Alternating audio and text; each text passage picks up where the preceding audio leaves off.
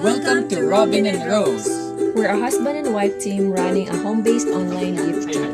Join us in our projects as we DIY our way into building a better house and a better home. Hello viewers! So finally dumating na yung parts na kinanvas natin and in-order natin online from Shopee and Lazada. So, excited ka na ba gawin ito? Super! At nervyos. Don't worry, parang nag-assemble lang tayo nito ng Lego. Mas madali pa to. Siguro sa pagluto ng adobo. Sabi ni Kuya. Okay, so ito lahat ng parts natin na pinag-order. Yung case nandito sa likod. Tapos yung AVR kasi hindi na kasya sa lamesa. So, without further ado, let's start!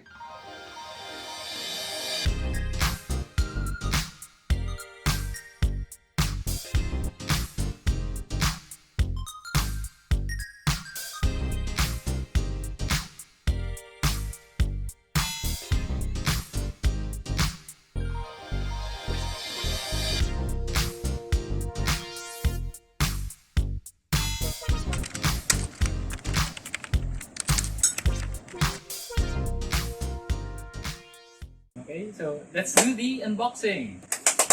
Yeah. What's this, Kuya? So, ito yung tinatawag natin na motherboard. So, kaya siya motherboard dahil lahat ng ibang pyesa sa kanya nakadikit.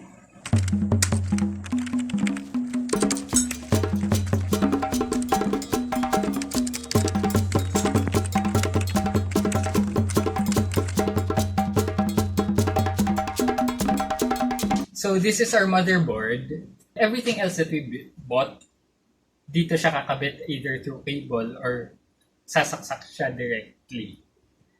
So next na ikakabit natin is yung ating CPU.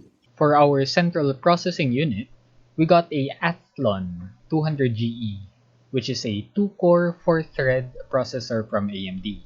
This should be enough para sa workload ni Kat. Hindi. Yan. Yan. So pag inangat mo siya, fully sagad mo, yan yung open position niya. So next, we'll drop in our CPU, making sure na itong corner dito nag-align dyan. Walang force siya. Pagka inalign mo lang siya tapos binitawan mo, it should... Siya, Kuya. Hindi, wala. Mag-shook lang siya. Swak lahat ng pins niya dyan sa baba. Sa gilid lang. Yan. Tapos, yan. Dapag mo lang siya, walang presa. Huwag mo lang dinan. Yan. Okay, so with that, ay cupcake. Later tayo. Labas mo na dyan. Kanina pa ito naghahanap ng attention. Na ngayon, walang force, tapos turn open lang natin siya, di ba? Ito, ibabalik mo lang siya, magkiklik to, isagad mo lang sa baba. So, nakalock in na yung ating CPU. Hindi siya mababalik. Hindi. Talagang matigas na siya. tapos sagad mo na. Okay. Yan. So, parang sinasandwich niya yung pins. So, with that, secure na to. Okay. Okay, next, ikakabit natin tong ating cooler. So this comes pre-installed with thermal grease. Akala ko magkakabit pa tayo ng sarili natin eh. Anyway, itong thermal grease, parang malagkit siya na parang toothpaste. What it does is, sinisil niya yung mga gaps, pinupunuan niya yun para efficient yung heat transfer. So kung wala nito, or mali yung pagkakalagay or kulang, usually mag-overheat to. Tapos ang sintomas lang nun, biglang mamamatay yung computer. Or kung lumang-luma na yung thermal paste, hindi na maganda yung heat transfer. Ayan. I-sok-sok mo sa loob. Yan. So once na-attach na yung clips on both sides, what we just do is, ito, iganan mo lang. So, siya na yung maghihigpit na maliin. So, iganan mo lang itong lever. Sige, medyo madiin yan. Sige, go na. Hindi na mababalik po. Wala. Madiin siya dapat kasi Okay. Para, yan. I-press niya. So, just plug it in. So, medyo kailangan mo lang siya kumbinsihin ng konti pag ayaw niya ma-shoot. Ayan. Okay? So, may label siya na CPU fan and saktong-sakto naman yung plug dyan. So, hindi mo siya pwede makabit ng mali. So, we've got the fan plugged in. Yeah. Next, let's move on sa ating, ano ba next natin? RAM. I guess yung RAM natin. Next, we'll install the RAM or Random Access Memory. Kung baga sa tao nagtatrabaho sa office, ito yung iyong working area. Mas madaming RAM, mas malaki yung work desk mo. Mas marami kang pwedeng gawin na sabay-sabay. So sa computer, mas maraming tabs, mas maraming programs, games, na sabay-sabay, na hindi siya nag-hang. Kapag bumabagal yung computer mo, pag bumukas ka ng medyo maraming tabs, nauubusan na siya ng RAM. So, yun yung nangyayari doon. I think yung sa laptop ni Kat, kasi 2 gigs lang yung memory, napupuno na kaagad yung work desk ng for Windows pa lang. Browsing na. Wala pa yung ibang video, wala pa yung publisher, wala pa yung Excel. So, with this 8 gigabytes yung RAM na to, we wanted to shoot for 16 kaso hindi kasya sa budget. So, this is still much better. Compared dun sa dati, I think this will be lightning fast kapag ginamit natin. So, Kat will install the RAM. Okay. Okay. So, ito, sa RAM, ang tinitingnan mong specs is yung speed niya, higher is better. Itong 3000 MHz. Tapos, syempre, yung gigabytes, yung capacity niya. Tapos, halos lahat ng modern computers, ang gamit naman is DDR4. Yung DDR3, luma yun, and hindi siya mag-fit. Anyway, so sa gilid mo siya hahawakan, this will fit in here. Isa dito sa dalawa. So may labels din to kung anong slot yung una. So, DIMM MMA1, ito yung nandito. DIMM MMA-B1, ito nandito sa kabila. So, dahil A ito, edi doon yung A yung dapat mauna natin. So, yung RAM, it has a slot over there na you cannot plug it in the wrong way din. So, foolproof din siya. So, you just have to find it and match it doon sa slot. So, dito. Doon tayo sa left slot. Yan.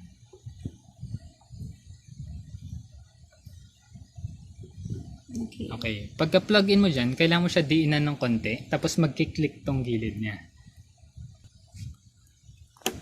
Okay. Tapos the other side. Okay. Once nag-click yan, magla-lock automatic to. Okay. So, ibig sabihin nun, secure na siya. So, we're good with our RAM. So, CPU and RAM. Okay.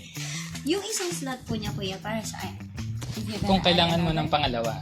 Kung mag-upgrade ka ng RAM, yan lang, sasaksakan mo lang siya dyan.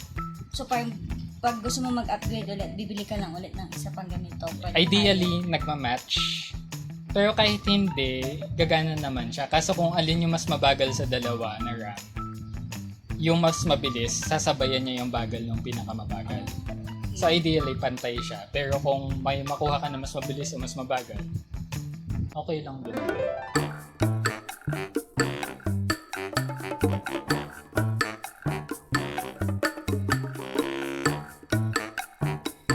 We're gonna use my old computer case kasi yung in-order natin na case online hindi pa siniship out ng seller.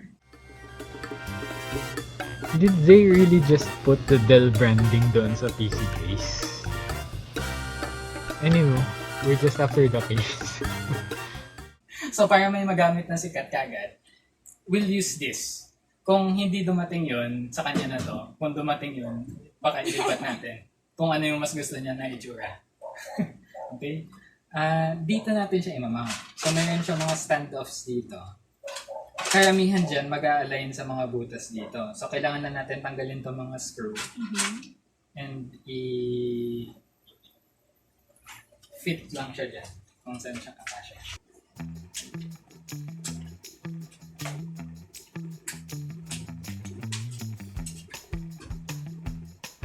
Okay. Next, itong motherboard, standard yung format nito. So this is yung ganitong size, we call this MATX or Micro ATX. ATX yung full size, yung micro mas maliit na version. Kapag mas nagtitipid ka or mas maliit na space lang yung kailangan. So ito, nag-fit in lang siya dito. So mag-a-align lang yun dyan. Tapos hanapin mo lang kung sa mag-a-align yung butas niya. So ito, ilalagay mo lang from the inside. Chuchok mo lang na ganyan. So kabit natin yan before we install our motherboard. Ganito kaya? Tapos parang may ridges siya dyan, mag-snap into place lang. Ito naman. Okay? Good. Next. Okay na.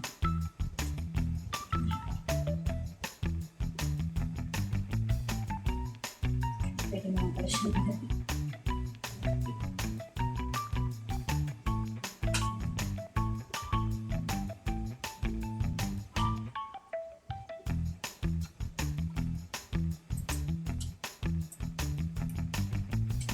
Ito naman yung spare ang screw na. Okay.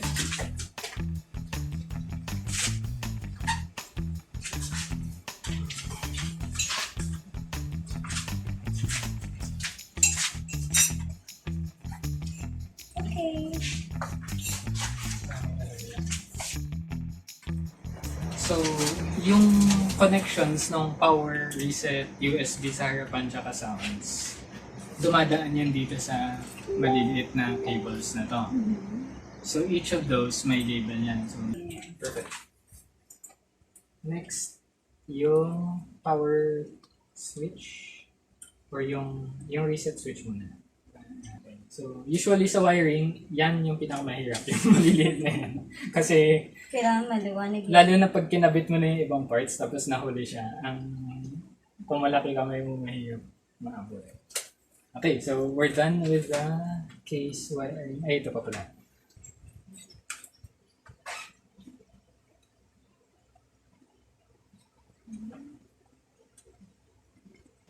So, next, ikabit natin itong ating power supply.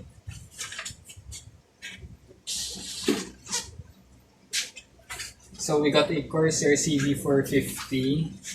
Usually, sa mga nabibili na computers na pre-made, dito nagtitipid. Minsan, nakapackage na siya kasama sa case. Kasi this one, it costs around 2,000 plus ito. Usually, tinitipid siya with power supplies ng mga 300 lang, 400 lang, or less. Pwede naman, kaso parang nagsusugal ka kasi if anything goes wrong with this, siya yung nagsusupply ng power and kuryente sa buong system mo eh. So if this goes kaput,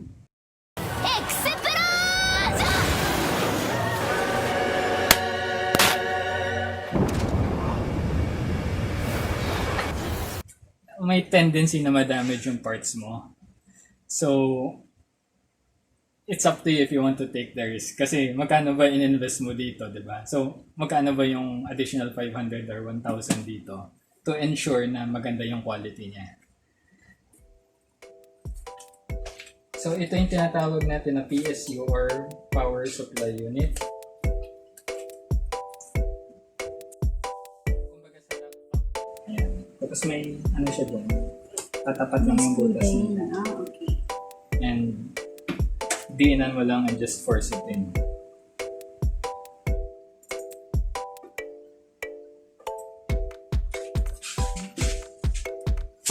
So this is our SSD. It's a Kingston A400, 240 gigabytes capacity. Ang pinakamaliit nito 120 gig. Kaso kung 120 lang kinuha natin, baka 5 program pa lang i-install ni Kat puno na. So we went for the next higher. Merong 500 or 480 kaso lalampas tayo sa budget eh. So ito yung pinaka best balance of capacity and budget.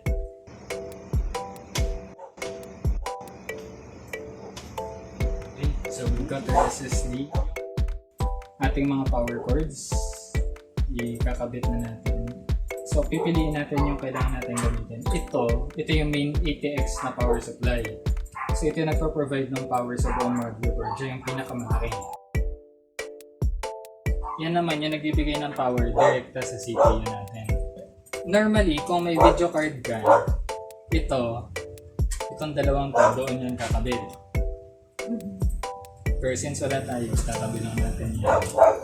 So, we've got one of these deep cool Windblade 120mm fans. Ang gusto ko gawin sa kanya is as a intake fan dito sa harapan.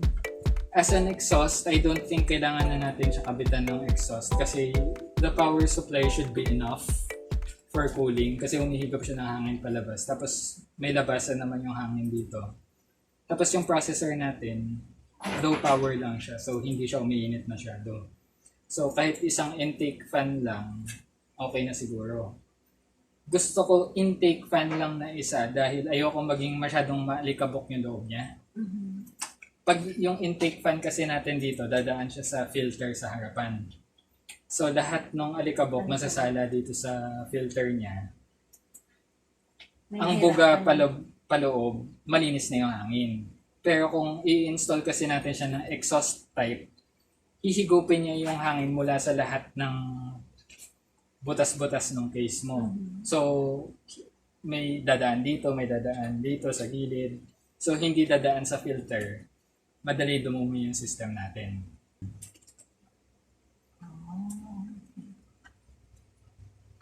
Okay. Pwede na sikat mag-sign na. Pwede na mag-repair.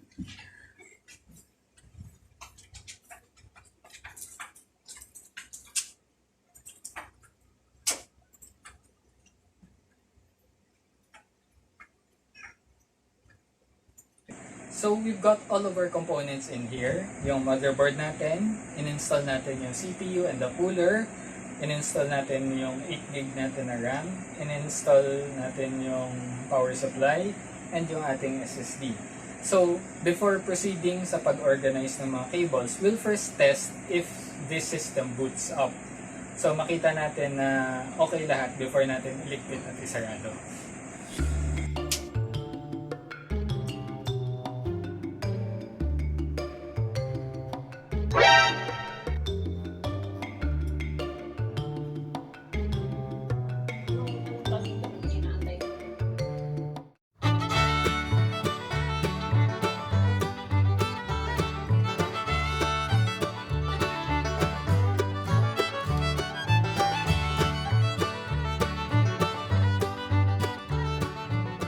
So, sinet up ko siya, Kat, up to the point na inabot natin last time. Okay. So, yung kinabit natin yung CPU, naka-install na to. Pero may parts na kailangan pa natin i-organize later kasi itong ibang unused na cables. Kailangan na pa.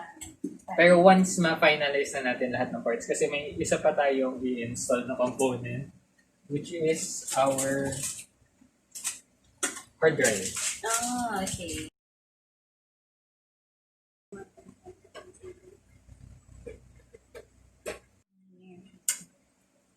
Tapos maglalak niya. That's it. Ganun lang. Akala ko siya yung nakikita ko dati na ano ko yan. Na, Yung usual na hard drive na ginagamit. External pala yun pagka gano'n. yan yung nasa loob ng external. Ah, okay. Parang Nilagyan may- lang din siya ng case. May case lang siya, pero pag binuksan mo yung case, ito yung nasa loob. Ah, okay. So, ito yung iyong bagong monitor sa 22 inches for 2,000 pesos. That's very cheap. Second hand siya, so may konting scratches siya, pero we tried to clean it as much as possible. Tapos, tinest ko na siya, so gumagana naman siya. Do the honors. Tapos, pindutin mo itong delete na maraming beses. Pupunta siya sa boot menu. Bukulay ako. So, finormat ko to na pwede siyang mag-install ng Windows from boot. So, we'll just plug it in dito sa main sockets ng USB. So, mag-boot up siya sa flash drive. Okay. So, yan yung setup natin ng Windows. So, ipapasok na natin yung details mo.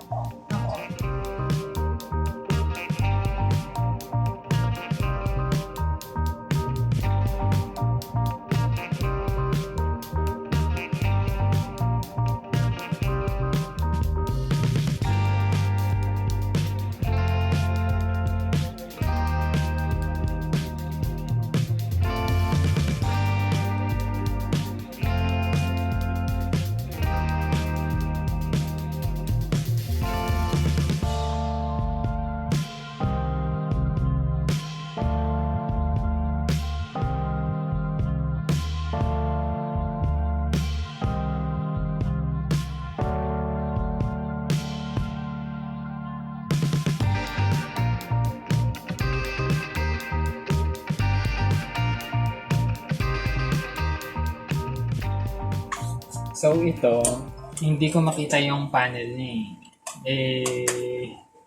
wala nang kapalit. So we prepared something special. Ginawan ko siya ng panel. Kuya! Ni-laser cut namin. Tapos kinabit ako ng air filter. So pwede natin siya. It should fit right there.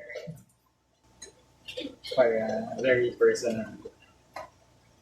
I love it!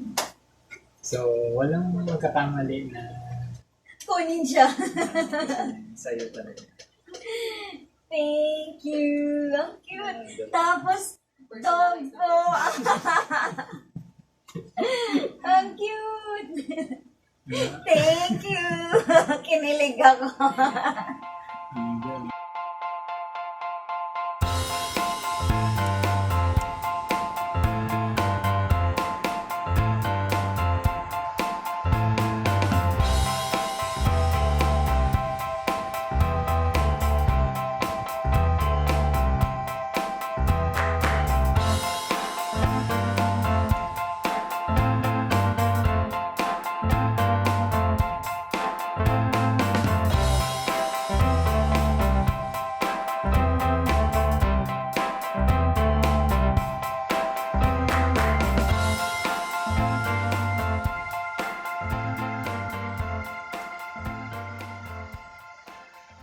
Okay, now that we've completed the build, we have to check kung okay ba yung performance niya. So, we'll set it up doon sa kailangan and we'll run some tests, compare it to the laptop.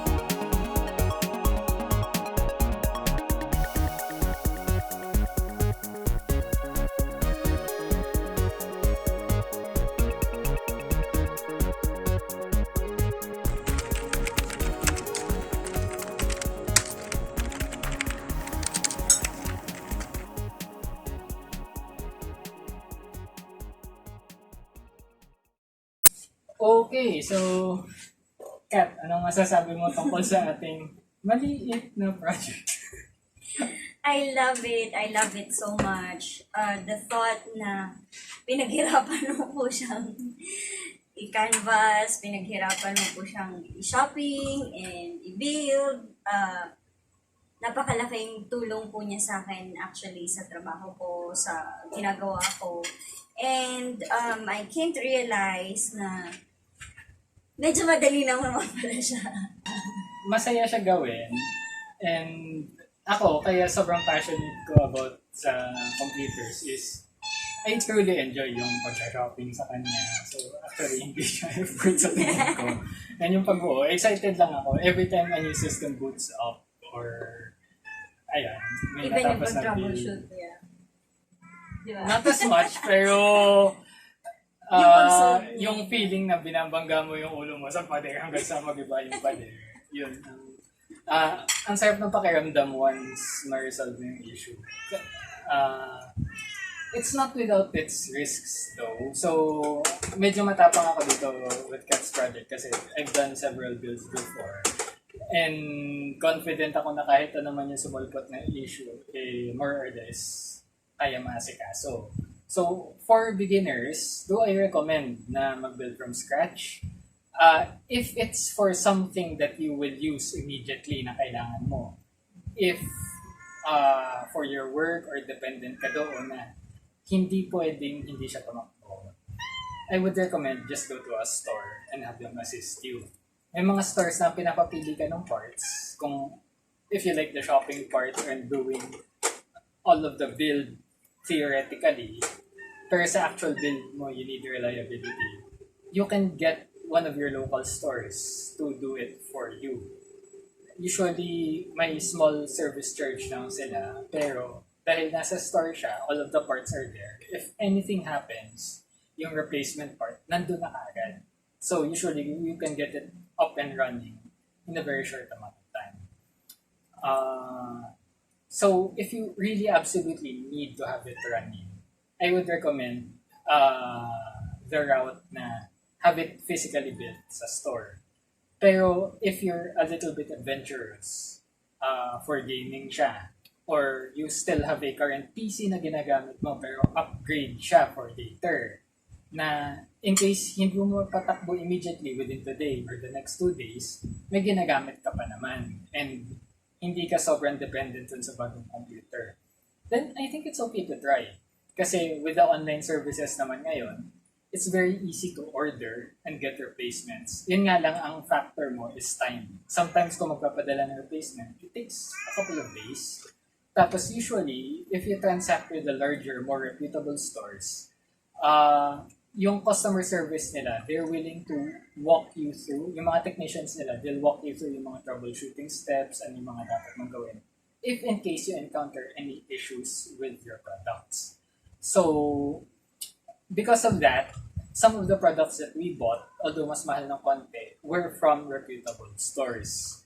May iniwasan tayo specifically a few sellers na although ang laki ng price difference, if anything happens wrong to the product, if kukuha ka ng replacement, if kukuha ka ng refund, I think mahihirapan ka. So, yun yung premium nung paying a little bit extra. And I think it's worth it for these situations. So, anyway, if you fall into the second case na hindi masyadong critical sa'yo immediately right now, why not try building your computer? So, if you have someone you know na medyo maalam, try to get them to assist you. Or on your own, do your research online. It takes a bit of studying, pero if it's in your interest, then why not, diba? So, usually mas mura yung parts na makikita mo if you assemble everything piece by piece. Usually mas makakamura ka. Kasi for the equivalent parts natin, I think kung bibili mo siya sa retail store, physical store, baka nasa mga 25,000 ka. Siguro. Wala pa yung monitor natin. Kasi second hand natin ito nabili for only 2,000 ha. If you buy this brand new, I think papatak yan ng mga 4, 5. So nasa double yung cost. Tapos yung individual parts nga natin, kasi for computers, usually, mas mahal yung presyo nila pag pinagsama-sama mo na sila dahil yung effort nga ng pagsama-sama yung compatibility checks, yun yung binabayaran mo dun. So, dun kumikita yung store. If you want to learn more, and ayun nga, pinag-aaralan mo siya and you know what you're doing, assembling your own PC saves you quite a bit. A few thousands. So, dito nakatipid tayo by mga 3,000, 4,000. So, I think that's good. Tapos I think this will be reliable kasi the parts that we got were quality items na may mga manufacturer warranties. If you missed the first part or the second part of this 3-part series, I'll put the links of the first 2 parts of this series below, as well as the links of all the pricing references, all of the references din for canvassing, tapos mga good sites in general if you're really into computers tsaka mga other YouTube channels. Okay. So, thank you all for watching. We're very happy na nanonood kayo up until now. Tell us if you enjoyed the canvas, the budgeting, the online shopping, the actual build. If you have suggestions or anything you would like to let us know, please leave them in the comment section below. And with that, and Pero yun, I think na-cover nyo naman lahat ng conclusion. yung maago ng pagkain. Oh, what? No. Baba! Ayun. Tapos yung walkthrough and tutorial, nag-take ako ng course natin ito, 10,000. That's If you enjoyed watching this video, please leave us a like. But if you thought it was terrible, you can also dislike. We'd be honored if you would be part of our journey through our projects, marriage, and life. Stay updated whenever we release new content by subscribing and hitting the bell notification icon below.